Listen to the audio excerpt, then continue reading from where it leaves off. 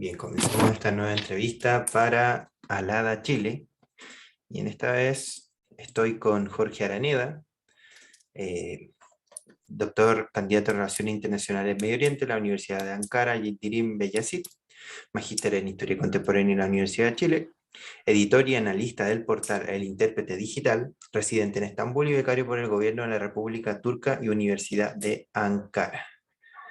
Muchas gracias, Jorge, por sumarte a este espacio. El gusto es todo mío. Bien, Jorge. Vamos a partir porque estamos hablando de contingencia y queríamos remitirnos a una persona que estuviera inmersa y relacionada con lo que son los estudios de Medio Oriente.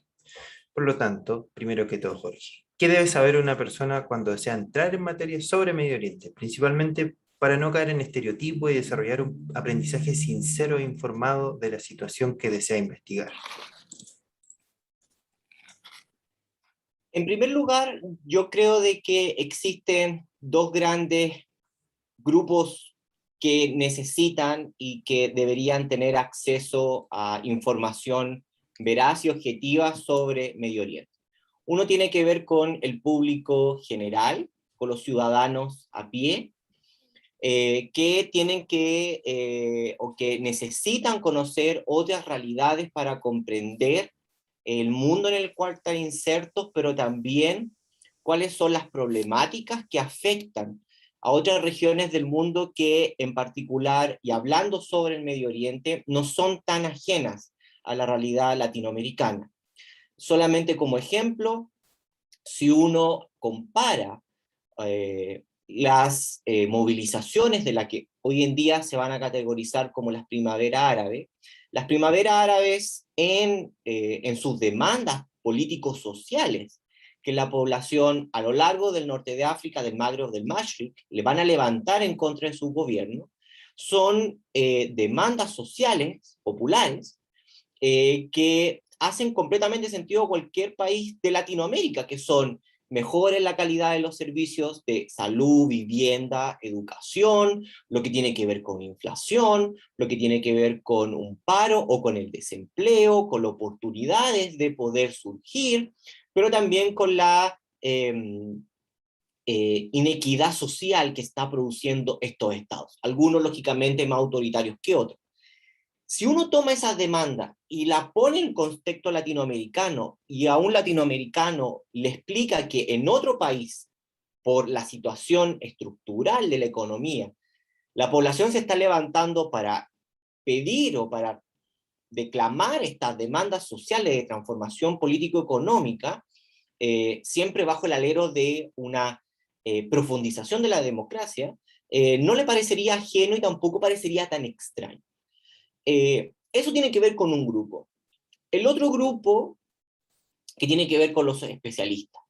Los especialistas aquí sí tenemos una enorme deuda con nuestras sociedades de origen, con nuestras sociedades de nuestra ciudadanía, en mi caso particular con la sociedad chilena, que tiene que ver cómo nos formamos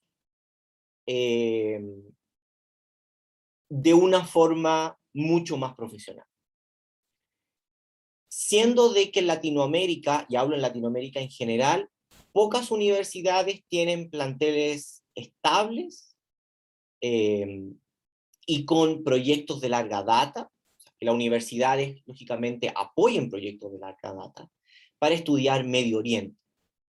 Por lo tanto, aquí sí nos enfrentamos los académicos con un enorme problema, que tiene que ver particularmente con que Latinoamérica mira hacia el Medio Oriente, y no solamente Medio Oriente, sino otras realidades, de una forma bastante poco estructurada. En el caso chileno, particularmente, no existen actualmente programas de Medio Oriente, solamente existen centros de estudio o centros de investigación, pero programas universitarios que estén enfocados en Medio Oriente o estén enfocados en Asia no existen.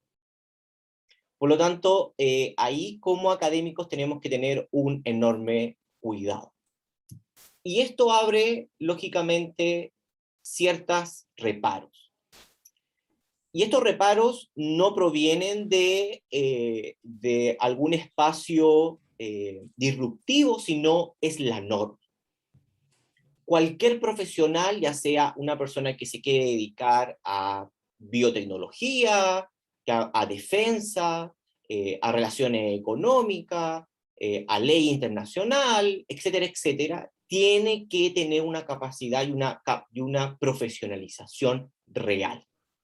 En el caso de Medio Oriente, al igual que en el caso de Asia Pacífico particularmente lo estudio, hay ciertos requisitos que todas las academias y todos los profesionales tienen que cumplir.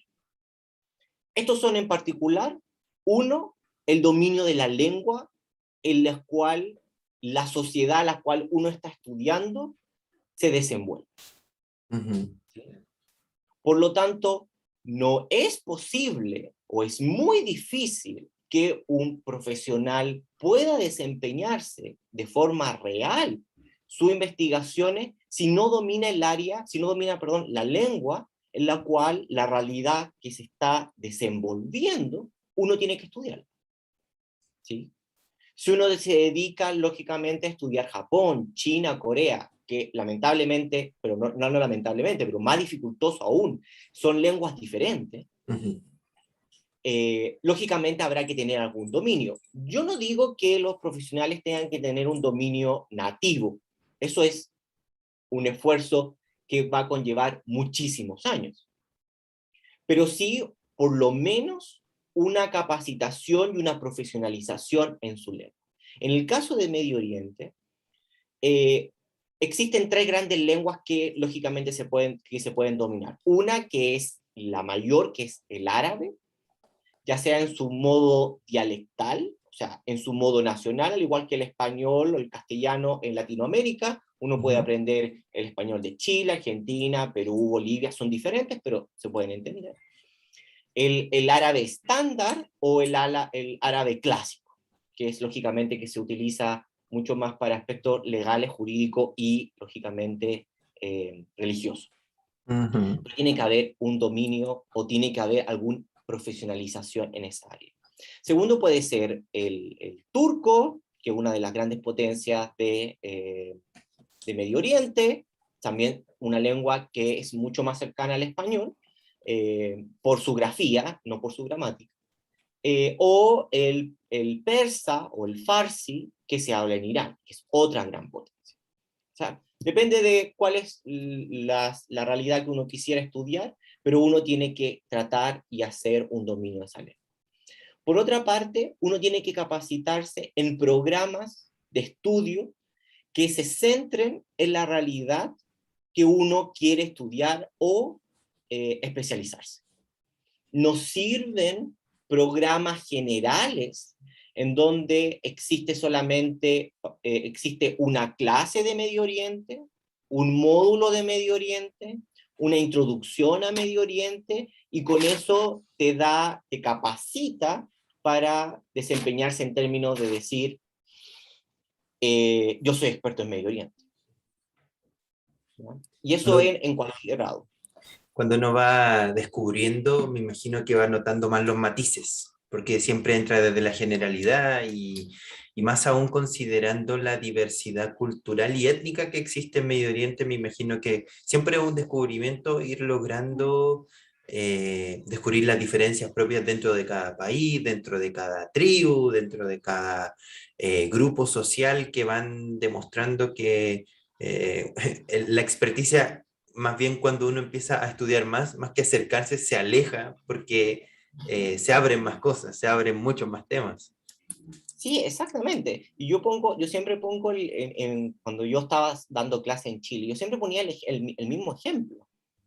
La mayoría de los periódicos explican la casi totalidad de los conflictos interétnicos o intersectarios Ujú. de las realidades de Medio Oriente a través de dos categorías. Dividir a la población entre los sunitas y los chiitas. Ujú. Eso para un experto, o eso para una persona para un experto de Medio Oriente, o alguien que se dedica a los estudios islámicos, que es otra forma de entrar que no solamente se acaba en el mundo árabe o en Medio Oriente, ya que la mayoría de la población musulmana no vive en Medio Oriente, está en Asia. Eh, la categoría sunita o chiita no dice absolutamente nada. No te explica absolutamente nada. De hecho, quizás cuando entremos en la conversación sobre Afganistán, podemos comprender de que aunque la mayoría de los afganos, o casi la totalidad, más del 90% de la población es sunita, no todos creen en lo mismo. Sus prácticas cotidianas de expresión de la religiosidad musulmana sunita no son compartidas. Y eso porque decir sunita es casi decir como yo soy cristiano, pero bueno, pero hay 20 tipos de cristianismo. Y para el chiismo también funciona de la misma forma. Entonces, ahí hay un grado de especialización. Y lo otro, y con este yo completo el tercer gran requerimiento, es una persona que se especializa en una área, o en un país, o en una zona, tiene que vivir o viajar a la zona, por mucho que lea o por mucho que se capacite. ¿Sí? Y eso se ve, por ejemplo, en la enorme diferencia. Yo estuve haciendo un par de años, viví un par de años en Londres, y pude acercarme a una de las universidades que más reconocida en el mundo y más especialista en Medio Oriente, que es el SOAS, the School of Oriental and African Studies. La mayoría de los profesores provienen de países o son descendientes de algún país del norte de África o del Levante particularmente, y conocer la realidad de la zona es algo que es muy difícil de apreciar solamente en libros. ¿Sí? Claro. Entonces, si uno tiene la suerte de especializarse, de irse a estudiar, por ejemplo, no sé, a la Universidad Americana de Beirut, o a la Universidad del Cairo, o a Marruecos, o a Turquía, o a Jordania, o los programas que hoy día se están reconociendo internacionalmente, que son los programas universitarios del Golfo. No solamente te acerca a la realidad propiamente tal, sino también te acerca a los pequeños detalles que los libros muchas veces por la dificultad de expresar la cotidianidad dificulta el acceso. Por lo tanto, yo creo de que, no hablando del público general, que el público general también tiene un gran problema porque la mayoría de los periódicos tiene una línea editorial y política muy marcada, sobre todo porque no podemos leer a las declaraciones asiáticas o de los países asiáticos o de Medio Oriente, sino que todo está traducido y pasa por el norte académico, por Europa o por Estados Unidos, por tanto ya viene filtrado. Pero en el caso académico particular, uno tiene que tratar de cumplir con por lo menos una de las tres grandes requisitos. O sea, si uno no habla la lengua, ok, lógicamente todos los académicos tenemos que hablar inglés o francés, alguna lengua, lógicamente de lengua franca en términos académicos, es un requisito ya de base, pero viajar, estudiar, pasantías y la lengua. Si uno completa las tres, yo creo que lo que te hace es acercar muchísimo, pero por lo menos tratar de completar alguno. Y viéndolo ya como entrando en tema, porque si hay algo que se puede mencionar es que tú por lo menos has hecho el ejercicio y has logrado eso en esa consideración. Y eso es muy interesante porque emprender un viaje académico también implica emprender un viaje de descubrimiento de lo que uno puede observar, de lo que uno puede comprender y de cómo se van quebrando ciertos estereotipos porque la realidad le gana por mucho a las descripciones parciales de la situación. Entonces, considerando eso, ¿qué nos podrías hablar tú de Afganistán haciendo una breve descripción de la cultura, historia y política actual como una forma de mencionar esto es lo que la gente debería poner atención si quiere hablar de Afganistán? En primer lugar, yo creo de que, y es un ejercicio bastante interesante para la mayoría de las personas, no solamente para lo académico, sino también para el público general, es que no solamente logren ubicar en el mapa dónde está Afganistán, hacer el ejercicio de decir, bueno, ¿dónde está Afganistán? Es un ejercicio bastante sano, por una parte. Pero por otro lado, y yo creo que con mayor fuerza, y que es algo que a muchos académicos de repente se olvidan, que tiene que ver con la geografía. La geografía juega un papel, sin lugar a duda, es un actor técnicamente para comprender no solamente la historia de Afganistán, sino también comprender su cultura y su idiosincrasia, sin poder comprender que hay una geografía detrás de las personas. Eh, Lógicamente es un poco difícil de poder entender. En primer lugar, hay que comprender que Afganistán, en primer lugar, es un país multicultural, multiétnico y sobre todo multilingüístico. Por lo tanto, no hay una lengua, aunque hay lenguas francas, hay lenguas lógicamente que se usan más en la cotidianidad, sobre todo en los centros urbanos, hay que comprender de que cada región tiene un dialecto que proviene de una lengua particular y que le permite comunicarse o no con ciertas zonas, pero también le dificulta comunicarse con otras, ¿sí? Estamos hablando de que particularmente actualmente Afganistán tiene 31, 32 millones de personas, es un país no altamente poblado en comparación con sus vecinos, Pakistán por un lado y Irán por el otro, pero también en una geografía que corta al país de norte a sur, con cadenas montañosas que técnicamente son infranqueables, humanamente hablando, y que lógicamente lo que permite es que hay ciertos valles en donde su posición interna le permite cierta prosperidad, pero también en otros casos cierta dificultad para acceder a él, ¿sí? Por lo tanto, ¿qué tenemos? Tenemos Pashtun, tenemos tayikos, tenemos házaros, tenemos uzbecos, tenemos una enorme cantidad de población, ¿sí? Y estas poblaciones, lógicamente, no solamente hablan una lengua diferente, sino tienen normas culturales y también un tipo de sociabilidad que en muchos de los casos, lógicamente, tiene alguna especialización. Eh, Eso en primer lugar. En segundo lugar, en términos solamente para poner el caso de la lengua, para que las personas puedan comprender. Eh, Particularmente la mayoría de las personas de los afganos, que también es un tema a discutir, entre tanta diversidad étnica, bueno, ¿quiénes son los afganos? Hay mucha población en Afgan que no se denomina afgano. El afgano es técnicamente una categoría geográfica, más no étnica o lógicamente personal. Eh, Estamos con una lengua que la mayoría de las personas son bilingües o políglotas.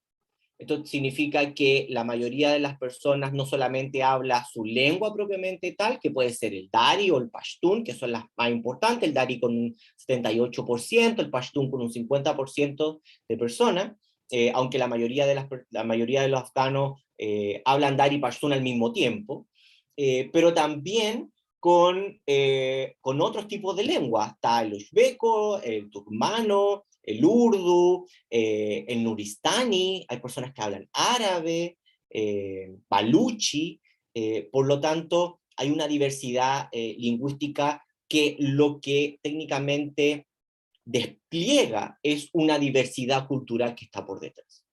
O sea, lo que nosotros vemos como una diversidad lingüística no es otra cosa que la expresión misma de una diversidad no solamente religiosa, sino de prácticas sociales y también de prácticas culturales.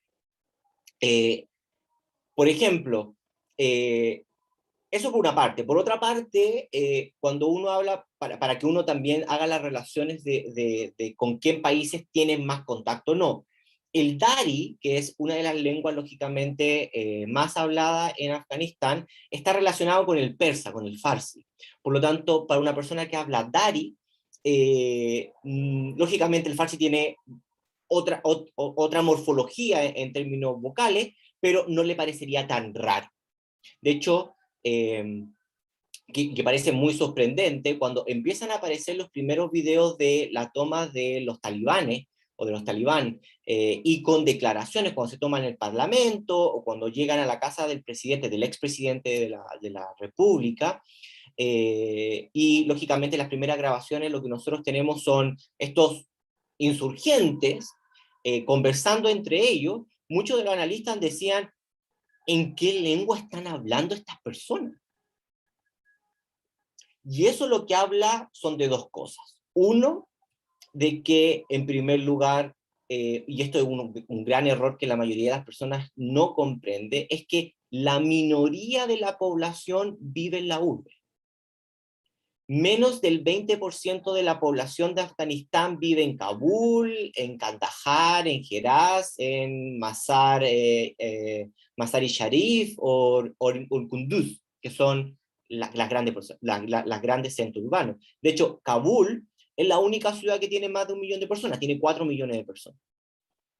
Todas las demás, Kandahar, Herat, Mazar-i-Sharif, tienen 600.000, 600.000, 400.000, 300.000 personas. Por lo tanto, es una población que en su mayoría vive no en los centros urbanos, sino vive en poblaciones en las montañas, en los valles, y que por lo tanto tienen su propia cultura y tienen su propia prácticas etnonacionalistas también uno lo podría poner, ¿sí? O sea, entre ellos se reconocen por el acento, por el dialecto, por la morfología de la lengua, cómo se combina tal cosa, cómo se dice tal palabra.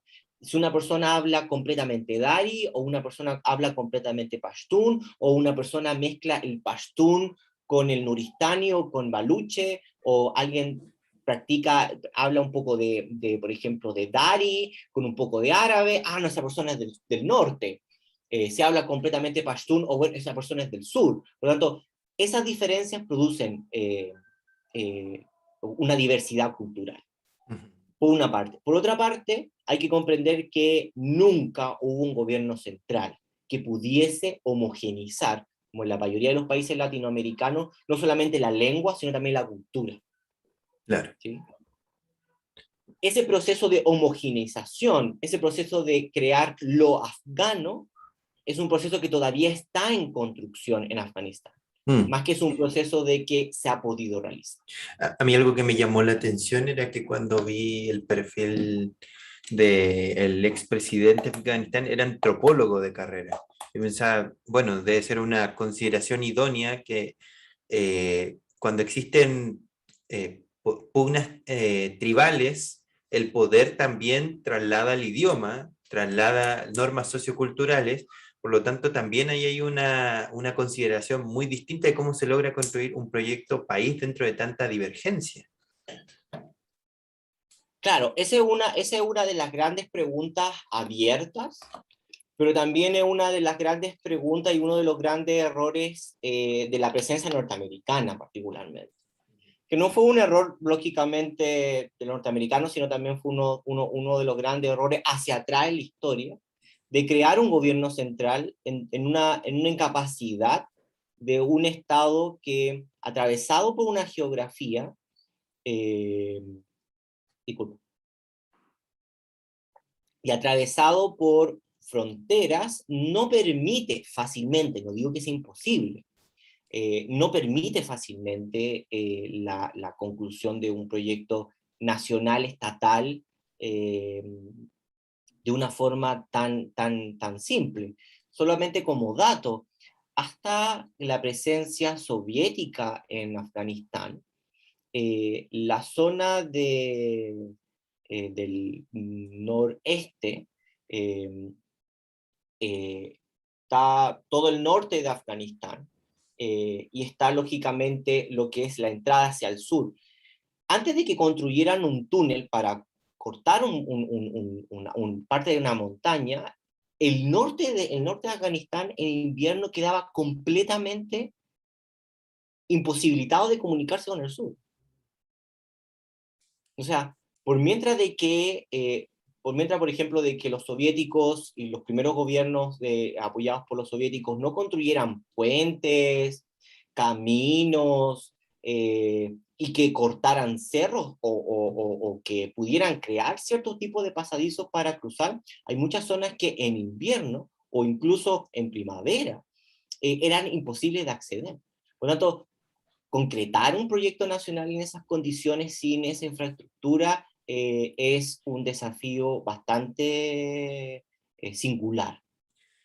En ese sentido, ¿cuáles fueron los proyectos de desarrollo político que se trataron de hacer desde la llegada soviética en adelante?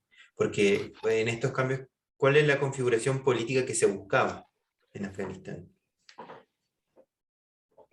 Lo que hay que entender en particular de que Afganistán siempre fue un territorio de injerencia geopolítica y un país colchón. Y con eso muchas, desde la época de la lucha del Imperio Británico con los zares, que Afganistán ha estado influido de cierta manera en las peleas geopolíticas. Por lo tanto, más que proyectos hacia el país se ha utilizado como un laboratorio geopolítico para contener, para disminuir o para eliminar ciertos enemigos geoestratégicos de las grandes potencias. Por lo tanto, y aquí yo creo que una de las grandes, no solamente errores, sino también consideraciones que hay que comprender es que la presencia extranjera nunca tuvo por objetivo crear un proyecto de Estado-nación, sino lo que estuvo particularmente incentivado fue crear un tipo de estado colchón, disminuir la influencia o técnicamente crear un estado vacuo, o sea, solamente una estructura sin nada interno, un cuasi estado fallido, para movilizar ciertos componentes o étnico o político a lo largo de la historia. De hecho, esa es una de las grandes razones de por qué todavía podemos ver una enorme diversidad étnico, político y lingüística en Afganistán. Eso por una parte. Por otra parte, la construcción de algún tipo de gobierno central de forma ya más estructurada se inicia en la década de los 70. O sea, es muy joven lo que tiene que ver con la estructuración de un Estado real. Más allá de lo que tenía que ver con imperio, reino, que lo que desplegaban era, lógicamente, un vasallaje en las poblaciones no urbanas. Daud Khan, en la década de los 70, va a tratar, lógicamente, de modernizar Afganistán. Al igual que Irán y Afganistán en esa misma época, él está hablando de la década de los 70. El gran problema con la modernización es que fue una modernización sin modernidad en Afganistán y en la mayoría de los países.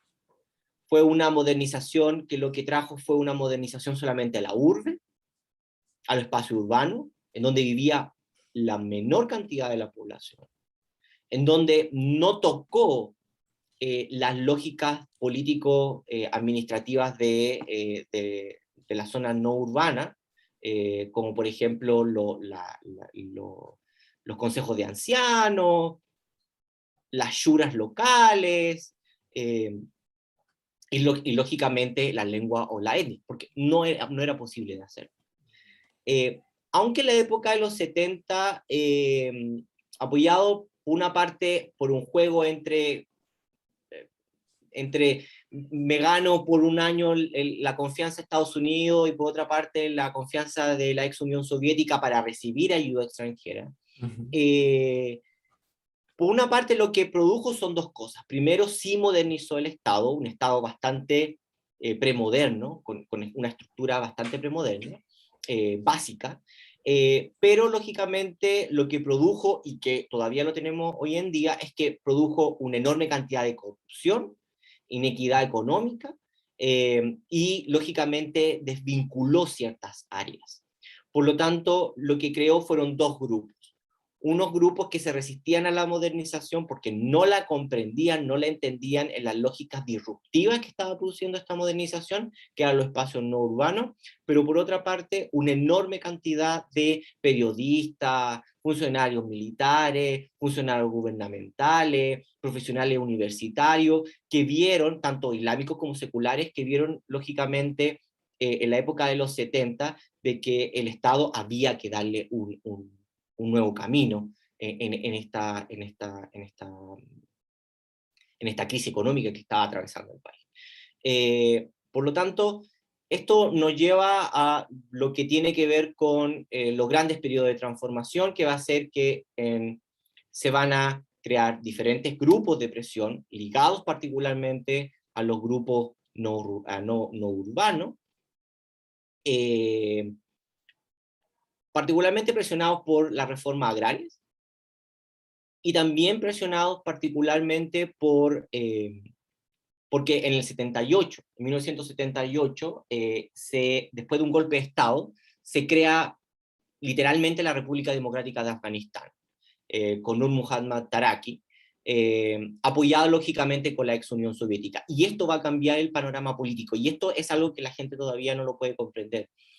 Cómo se integra Afganistán a la lógica soviética, muchos de los líderes y los notables, los líderes comunales o, entre comillas, de las zonas no urbanas, van a ser categorizados como los burgueses o los explotadores o los que oprimían a la población, y por lo tanto estas personas van a ser o exiliadas, muchos de ellos se van a ir a Pakistán o a la India, que este va a ser el primer gran contingente de inmigrantes, pero por otro lado va a desmontar a la sociedad en términos políticos. Sin líderes comunales, lógicamente la población se va a fracturar. Y ahí es donde, dentro de una oposición a la República Democrática de Afganistán post-78, o en ese proceso, en donde van a nacer los mujahidines. Esta resistencia popular a este Estado, el primer intento real de un Estado centralizado, apoyado por los soviéticos, que estaba cortando lógicamente las prácticas culturales no urbanas, que era la mayoría de la población. Eso por un lado. Por otro lado, hay que comprender de que bajo el régimen de Taraki y de Hafizullah Amin, que van a crear prisiones y campos de concentración en donde 20.000 o más ciudadanos afganos van a, lógicamente, caer y muchos de ellos morir. Por lo tanto, esto lo que va a hacer es que va a derivar en una lucha armada, apoyada por estos líderes rurales, muchos de ellos que se habían escapado a la montaña o a zonas que eran, en los valles que eran imposibles de poder acceder. Y dentro de los mujahidines van a ser un pequeño grupo que van a ser actualmente los talibanes, ¿sí? Pero los talibanes, lógicamente, no es lo mismo que los mujahidines. Los mujahidines eran un movimiento sin una ideología, sin un cuerpo orgánico completo, no era un partido político, sino lo que viene, lógicamente, son diferentes fracciones que luchan por, lógicamente, su autonomía regional. Lógicamente, como todo el mundo sabe, después de años después va a llegar la gran invasión soviética a Afganistán, y va lógicamente a repercutir mucho más, en tanto que ahora sí los líderes rurales van a tener lógicamente a un enemigo de enorme poder, no solamente ideológico, sino también un enorme poder militar. Y lógicamente va a desplazar mucha población. Dentro de esta población se van a crear campos de refugiados, por fuera de Afganistán, en Pakistán, en China, y van a ser de esos campos de refugiados, muchos de ellos apoyados por y financiados por Norteamérica, pero también apoyados por otros países. Eh, por ejemplo, China apoyó los campos de refugiados afganos, Pakistán, sin duda, pero también otros países que pasan muy por debajo, como por ejemplo Arabia Saudita, que va a tener una enorme influencia en lo que va a ser la nueva ideología que van a nacer en estos campos de refugiados, que van a ser los talibanes que se van a formar en el 92, en el Eh, 94, perdón. En ese sentido, ¿hay una relación más intrínseca entre lo que son los centros de estudio del wahabismo con los talibanes, más que con una relación con los mujahidines? Lo que pasa es que los mujahidines nunca tuvieron, por su diversidad, Ujú, nunca tuvieron una lucha religiosa en términos de que la confianza, y esta es una cuestión bastante singular, su confianza en ganar a la ex Unión Soviética tenía que ver con luchar no solamente con un enemigo externo, o sea, estaban los mujahidines, pudieron, con todas sus diferencias, poder organizarse porque estaban luchando contra una potencia extranjera, por lo tanto, el enemigo era alguien que era un externo al ujú, país. ¿Sí? Pero por otro lado, porque este externo se denominaba como un no creyente, un kafir. ujú. Por lo tanto, había un componente religioso. ¿Sí? Ahora, este componente religioso nunca se articuló de forma clara. Los mujahidines, la diferencia entre las diferentes facciones de los mujahidines tenía que ver con etnia, pashtún o no pashtún, uzbeco o no uzbeco, turcomano o no turcomano, pero también con ciertas regiones en donde estos grupos operaban. Los mujahidines, la gracia de la efectividad de los mujahidines es que operaban de forma autónoma, como célula autónoma, en cada uno de estos bastiones, de estos señores de la guerra, que protegían su valle o su población. No era un grupo organizado, ¿no? En el caso particular, y aquí hay una enorme diferencia con los talibanes van a nacer, lógicamente, en primer lugar, muy influenciados por su corriente hanafí, que es la estructura eh, jurídica y de comprensión del Islam sunita, que en la mayoría de los casos se aplica a todos los países. Ellos también la van a tener. Pero también ellos van a entregarle otro componente, que es un componente de Obandi, sufí, ¿sí? Que lógicamente lo que produce es una jerarquización de la institucionalidad, de la comprensión del Islam, ¿sí? En otras particularidades de esta enorme comunidad que se llama la Umma, la jerarquización es mucho más laxa, mucho más flexible. En el sufismo, técnicamente se crean ciertos maestros, discípulos, y con cierto tipo de preparación que lo que produce es una mal llamada jerarquización, ¿sí? Pero se crea un escalafón.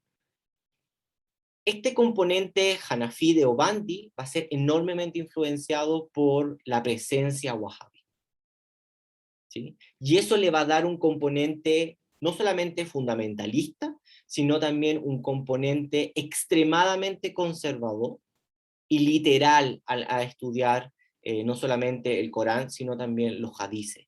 De hecho, los talibanes como grupo son extremadamente conservadores para la realidad que ya es conservadora, que ya es tradicional, aquí hay una diferencia entre lo tradicional y lo conservador, que ya es tradicional en Afganistán, ¿sí? La población afgana ve a los talibanes como un grupo extremadamente conservador, pero un grupo unificado y con una jerarquía, que es diferente a Al-Qaeda o ISIS o Al-Nusra, que eran grupos que uno no tenía un componente, no era una cuestión transnacional, aquí hay un componente que uno lo pudiera hacer como un paralelo con una organización de un partido político. O Ujú. sea, hay una jerarquía. Y ese era el componente que le dio el poder a los talibanes. Cuando vuelven del extranjero, en esta guerra civil, en esta guerra de los señores de una guerra entre los mujahidines, cuando se expulsa a los soviéticos, y los talibanes se convierten en el único grupo que habla y que se comporta unificadamente por una cadena de mando y que puede tomar el control en Afganistán. De hecho, imagínense, se funda en el 94 y en el 96 ya toma el control del país. Claro. Es muy, muy volátil el desarrollo que han tenido. En esta consideración, ¿cuál es bueno, además de lo evidente que fue el atentado a las Torres Gemelas, cuál es la premisa dentro de esta consideración de transiciones de poder y cómo se reconfiguran estos grupos como los talibanes ya en este periodo de los 90? ¿Cuál es la premisa que justifica la invasión estadounidense a Afganistán y la continuidad en el tiempo? Porque hace poco unas declaraciones del presidente Joe Biden era, no, ellos no querían formar un gobierno, no querían asegurar un gobierno dentro de Afganistán como dentro de la estabilidad democrática. Sin embargo, querían asegurar el control de las fuerzas terroristas dentro del país. ¿Qué es lo que justifica y qué es lo que se puede dilucidar también de esta situación? En particular, ahí hay diferentes niveles de análisis. Hay un nivel de análisis en términos de diplomacia o en términos de relaciones internacionales, eh, pero también la deriva de estos proyectos. En primer lugar, lo que hay que comprender es que Estados Unidos, en estos 20 años, del 2001 en adelante, nunca tuvo un solo proyecto de qué hacer con Afganistán. ¿Sí? Bush, Obama, Trump y la nueva administración de Biden, lo que nos dan cuenta es 4 proyectos. ¿Sí? 4 proyectos que lo único que tenían como objetivo principal, o sea, como continuidad, tenía que ver, en primer lugar, que tenía que ver con que los talibanes no pudieran llegar de nuevo al poder. ¿Sí? Y lo otro es que Afganistán, bajo el poder de los talibanes, o posterior al gobierno de los talibanes, no se convirtiera en un refugio y en un campo de entrenamiento o de reclutamiento para fundamentalistas islámicos tales como Daesh o Al-Qaeda. ¿Sí? Esas dos cosas se lograron en los primeros años de ocupación. ¿Sí? O sea, ya años, hay un corte que es el 2014, entre el 2001 y el 2014 se había completamente desmembrado los talibanes, los ataques aéreos y el poder norteamericano arrasó a Afganistán. De hecho, por eso crea un sentimiento antiamericano tan fuerte en la población, porque entre el 2001 y el 2014 se destruye con muchos daños colaterales, sin entender a la población y sin comprender de que todo el que aparecía con barba, con turbante y con traje tradicional era un talibán, siendo de que la barba, el turbante y los trajes, ya sea blanco, negro, café, depende cómo se llama de la región, es la tradición, es cómo ellos se visten. ¿Sí? Entonces, en primer lugar, entre el 2001 y el 2014 se eliminan los talibanes. Los talibanes quedan sin ningún tipo de poder. Solamente quedan en ciertos reductos o en ciertas zonas. Después del 2014, Estados Unidos toma la decisión de, bueno, ¿qué hacer? ¿Nos retiramos o no nos retiramos? Y ahí toma la decisión de decir, bueno, tenemos que crear un Estado funcional. Pero crear un Estado funcional bajo las lógicas norteamericanas, en primer lugar, y instituciones de seguridad, ¿sí? Todo un aparataje de seguridad. Por lo tanto, aquí es donde empieza el declive, o empieza, lógicamente, la segunda parte de la presencia norteamericana, que en vez de crear institucionalidad, lo que va haciendo es producir cada vez más resquemor en la población. Esto particularmente por varias razones. En primer lugar, porque Estados Unidos, con la enorme cantidad de recursos, financiaba cualquier cosa. Sin un proyecto, sin una guía, un mapa de guía. Por otro lado, se centró mucho en la zona urbana. O sea, imagínate, tú te centras en la zona urbana donde vive menos del 20% de la población. O sea, no estás llegando donde realmente tienes que llegar. No creó infraestructura real. Y por otra parte, nunca pudo comprender la realidad multiétnica, multilingüística y en algunos casos multiconfesional de la población afgana. Y su lazo no solamente con zonas con países extranjeros, con Irán, la población chiita, pero también con poblaciones en el Baluchistán o Pashtun con Pakistán. Entonces, ahí está lógicamente el gran conflicto que Estados Unidos, que aparecía en el papel como un país, lógicamente, que venía a crear una institucionalidad, en realidad nunca lo hizo. De hecho, solamente como dato, todos los informes de organismos internacionales, hasta el último, que fue en el 2020, a la llegada de la administración Biden, apoyados por la Comunidad Europea y apoyados y firmados por el gobierno de Afganistán, plantea lo mismo: una corrupción sistemática, violación a los derechos humanos, violación a los derechos más básicos a las mujeres por parte de la institucionalidad que estaba siendo financiada, y casos de corrupción flagrante. O sea, tienes que imaginar, por ejemplo, el gran caso que muchos de las personas que escuchan no lo conocen, pero si uno pone en internet, por ejemplo, el gran caso de Kabul Bank. Kabul Bank fue el primer banco nacional, financiado por Estados Unidos, por la Comunidad Europea. Kabul Bank va a quebrar porque personas ligadas al gobierno se robaron $1 billón de los fondos del Estado y se lo llevaron a Dubái. Y el Estado se quedó el banco se quedó sin dinero. Se tuvo que refundar en el 2011, ¿sí? Pero hay que revisar ese dato, no lo recuerdo. Casi fue en el 2011, en donde se tuvo que refundar el banco. Porque lógicamente la corrupción era tan flagrante que se robaron el efectivo. Y cómo comprender a la par de que en estos últimos, del 2001 al 2019, se cuadruplicó la venta y la producción de opio en Afganistán, bajo el control y bajo la supervisión norteamericana. Claro, viéndolo en ese contexto y ya un poco para ir cerrando, ¿cómo ves tú este asunto? Porque en términos de la producción y traslado de opio sigue siendo un mercado muy, pero muy rentable. No sé cuál es el porcentaje del PIB que representaría para Afganistán el comercio de opio, pero ¿cómo lo ves tú dentro de la administración de los talibanes? ¿Cómo se va a capitalizar o no capitalizar esto?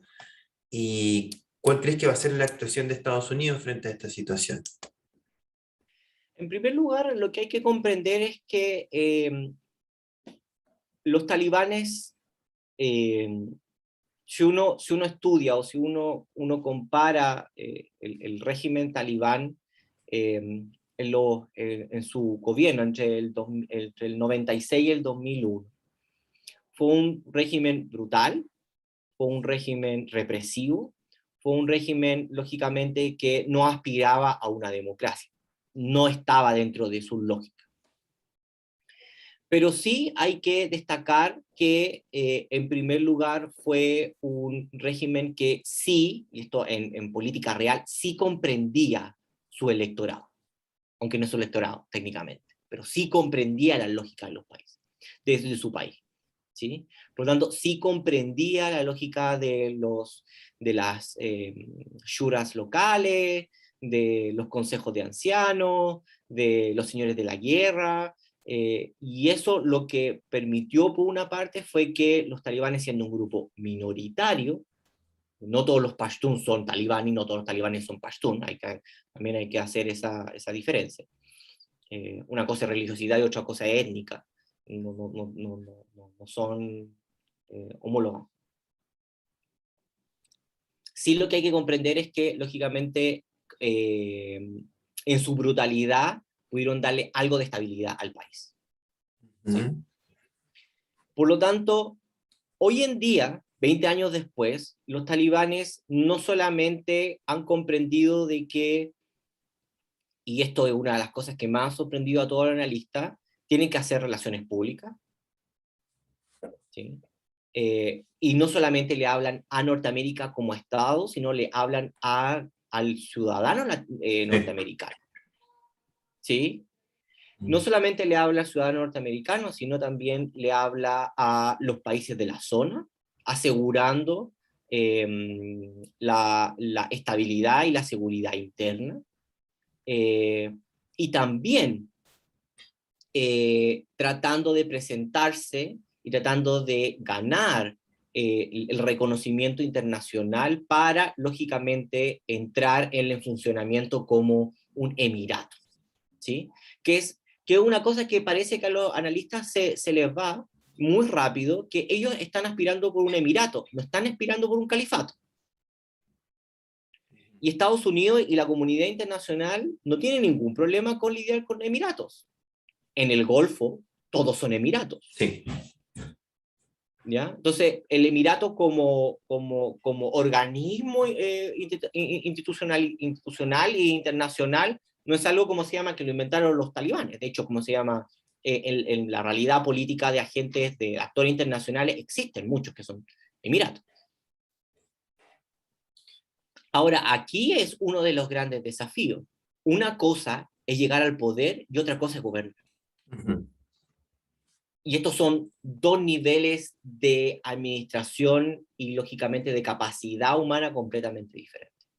Los talibanes no tienen experiencia gobernando, ¿sí? Más allá de la brutalidad.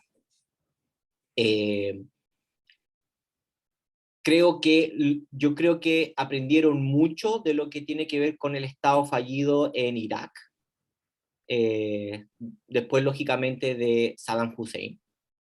Esa experiencia de la desbasificación que se le llama, Uh-huh. que es, tú tienes un Estado, tú eliminas el Estado y envías a todos los funcionarios públicos para la casa, lo que hace es colapsar el Estado. Los talibanes no tienen la capacidad para hacer funcionar todas las instituciones de gobierno, por tanto, tienen que sentarse a negociar. Claro. Y el problema es que hay ciertos grupos que no se van a sentar a negociar nunca con los talibanes, que Claro, son eso. todos los grupos extremistas que ven a los talibanes como, lógicamente, como no verdaderos musulmanes, porque están negociando con los norteamericanos en Doha, que están negociando con los chinos, y están negociando con los rusos, y están negociando con los pakistaníes, y están negociando, y es como, ¿por qué te sentás a negociar? Tú no puedes para el fundamentalismo de Al-Qaeda o de ISIS, tú no te puedes sentar a negociar con un kafir. Claro. Y también tendrían que enfrentarse a lo que tú mencionabas como la corrupción sistemática existente dentro de las instituciones de gobierno. O sea, los talibanes están lidiando con un Estado fallido, con un Estado, con un narcoestado, Mm. están lidiando con un Estado completamente que pretende o pretendió concentrar el poder en un país donde es muy difícil hacerlo. O sea, hay Claro. muchos desafíos que los talibanes van a tener que, y esto se ha expresado, por ejemplo, en lo que tiene que ver con los últimos ataques de grupos extremistas eh, como ISIS-K, Sí, ¿no? claro. Que no se van a sentar a negociar con los talibanes. El elefante en Entonces, en la habitación no resultan ser los talibanes en sí, sino el gobierno de Afganistán y cómo administrarlo. aquí hay, claro, o sea, ¿cómo creas policías? Claro, como creas ¿Cómo policía, creas como lograr. ejército? ¿Cómo mantiene? Y aquí hay uno de los grandes desafíos que puede ser que los talibanes duren meses, 6 meses máximo, o que tengan algún tipo de prosperidad política, que tiene que ver como cómo congenias el pragmatismo político, que es la clave para crear institucionalidad pública, con el conservadurismo y con la lectura completamente literal de las escrituras musulmanas o islámicas, bajo su perspectiva, que lo acerca lógicamente más a Arabia Saudita, en una zona donde lógicamente tú no tienes ni el poder ni la hegemonía de la violencia como es en Afganistán. Entonces, Sí. ¿cómo lidias el pragmatismo con tu base, como se llama, electoral, entre comillas, fundamentalista islámica? Y ese va a ser uno de los grandes desafíos, que yo no veo, yo no sé cómo lo van a poder resolver. Sí, bueno, eso te iba a preguntar ahí como, Isabel, ¿cuál crees tú que sería ese foco, no solamente como pensando en una proyección, porque uno suele presentar proyecciones, pero las proyecciones pueden errar uno, la verdad es que creo que cuando a la gente hace análisis de relaciones internacionales, hay cosas que tal vez no consideran y son las que terminan en situaciones como esta, las sorpresas. Pero en esta situación, y considerando como la naturaleza de lo que sería un gobierno talibán, ¿cuál crees tú que sería el foco primario a atender? Si es la estabilidad hacia el exterior con gobiernos en términos de relaciones geopolíticas o la cohesión interna para evitar una implosión de estos grupos enfrentados hacia el mismo nuevo gobierno talibán. Yo creo que ahí, en particular, si es que los talibanes están aprendiendo algo de su versión pasada, Uh -huh. del 96 al 2001, es que primero van a tener que ganarse o van a tener que lidiar con la élite afgana, ¿sí? Ellos no tienen la capacidad de quizás, ¿cómo se llama?, a nivel de ministerio. Claro, tú puedes poner a todos, ¿cómo se llama?, a todos los ministros como imanes o como sheikh o con algún tipo de entrenamiento religioso, pero si ponía a personas en el Ministerio de Salud o en el Ministerio de Infraestructura o de Economía, alguien que no sabe de esas carteras, lógicamente tú estás llevando a un Estado al colapso, que fue lo que le pasó técnicamente en su versión anterior. Poner a personas que lógicamente tenían una formación religiosa, pero que tenían que en la realidad lidiar con ciertos aparatos gubernamentales en donde no comprendían cómo hacerlo. Por lo tanto, van a tener que lidiar. Segundo, la seguridad interna. Si empieza una ola de atentados, si empieza una ola de camiones bomba o camiones blindados como artefacto, que es lo que ocupa ISIS, lógicamente, de forma más macabra, pero mucho más efectiva, lógicamente van a perder no solamente uno de los grandes puntos de apoyo de la población, que es decir, bueno, nosotros podemos proveer seguridad. Si no pueden proveer seguridad, lógicamente van a llegar de nuevo a foja cero. Entonces, primero yo creo que lo que van a hacer es tratar de estabilizar. Ahora, también van a tener que lidiar con un gran problema. Afganistán es es un país que tiene una enorme cantidad de importación, no produce, no vende. Bueno, lógicamente en términos legales. Por lo tanto, no es un país que se haya industrializado, no produce servicios, no produce bienes, produce commodities, verduras, frutas, pero no más allá de eso. Por lo tanto, lo que obtiene como divisa es muy poca.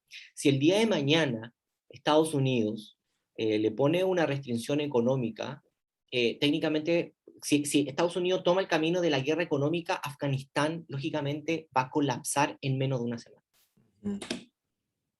Entonces, aquí también es cómo los talibanes pueden lidiar con un Estado que necesita financiamiento, con una población que necesita apoyo, sin tener los recursos. Los recursos se fueron.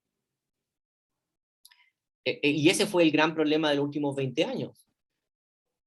El Estado y la población vivía con toda la ayuda extranjera, ya sea de privado o de Estados. Sin esa ayuda extranjera, ¿cómo pueden mantener el país? Claro. Entonces, cómo hacerlo. Lógicamente algunos dicen sí, pero los talibanes están sentados en billones de billones, 400, 600 billones de dólares en litio o en minerales de enorme valor como commodity, pero alguien tiene que sentarse, poner una empresa o algo para producirlo y después exportarlo. Claro. Y eso no es algo que en 3 meses se puede llevar a cabo. Mm.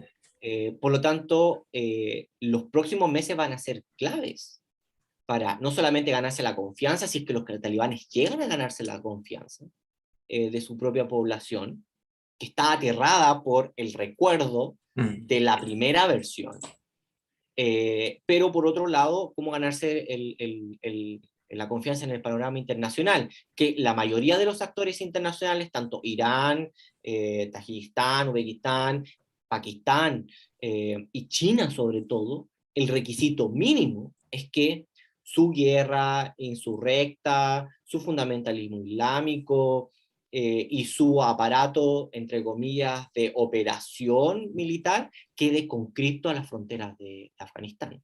Si mañana aparece un talibán poniendo una bomba en Irán, o si mañana aparece un talibán poniendo una bomba en China, o en alguna de las ex uniones de los países al norte de Afganistán, ex Unión Soviética, poniendo una bomba o haciendo algo, lógicamente los países van a perder completamente la confianza con ellos.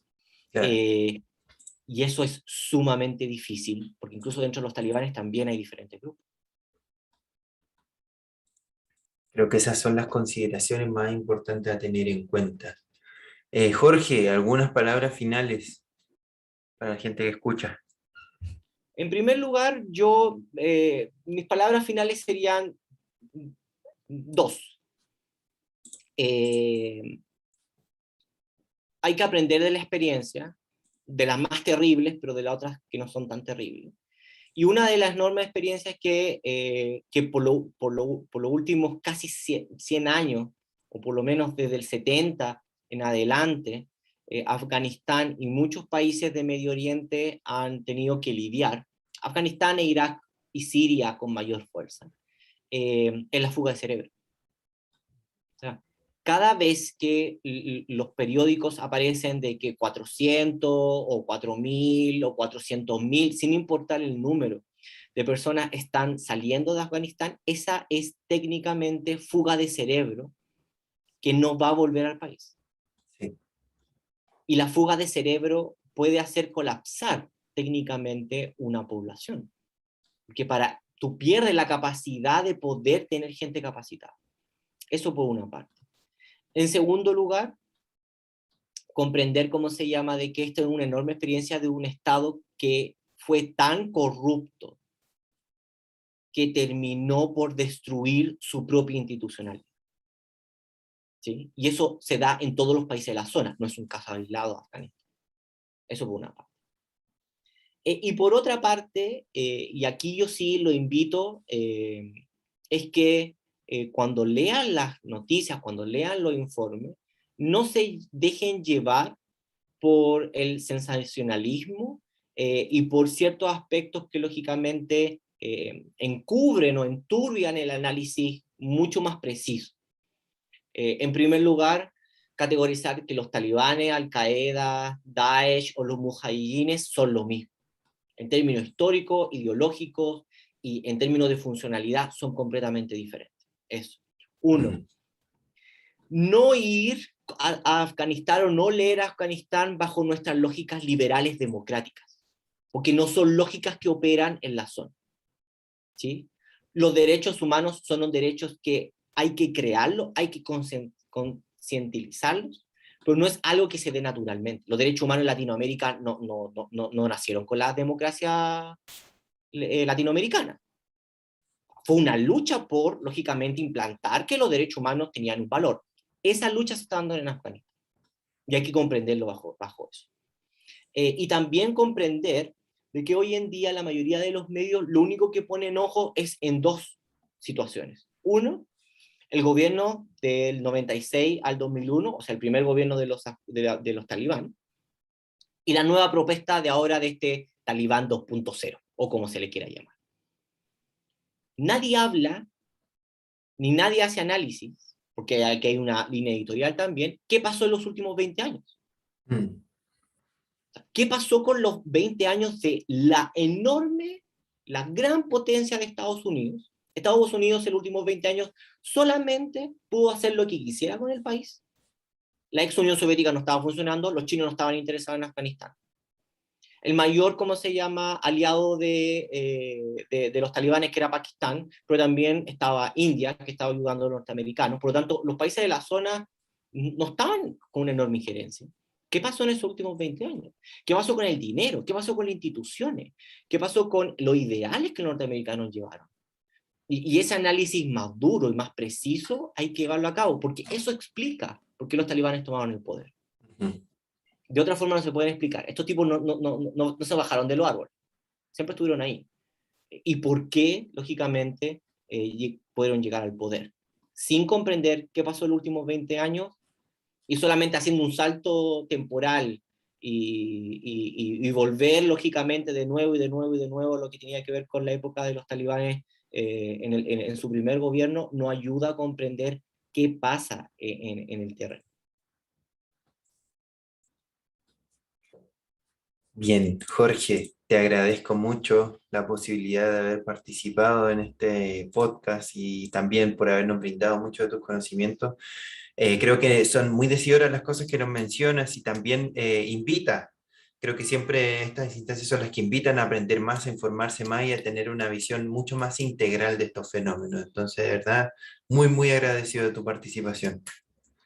No, el placer fue mío, espero, ¿cómo se llama?, que a la audiencia le guste y los dejo invitados a que visiten el portal El Intérprete Digital en sus diferentes formatos, en la página digital, el Intérprete Digital, o en Twitter o en Facebook, en donde podrán encontrar artículos de académicos especializados en el Medio Oriente, que este portal lo que hace es literalmente ponerse en contacto con ellos y traducir al español de sus lenguas de origen, algunos en árabe, algunos en inglés, la mayoría en inglés, la realidad desde un académico que vive, que es de la zona, que comprende los matices y que lógicamente por la lengua tenemos una barrera. Esa barrera es la que el intérprete digital trata de derrumbar, así que los dejo invitados a el sitio y a, lógicamente, a todas las actividades de la Chile. Muchas gracias, Jorge, y también nos despedimos de quienes nos escuchan. Chao, chao.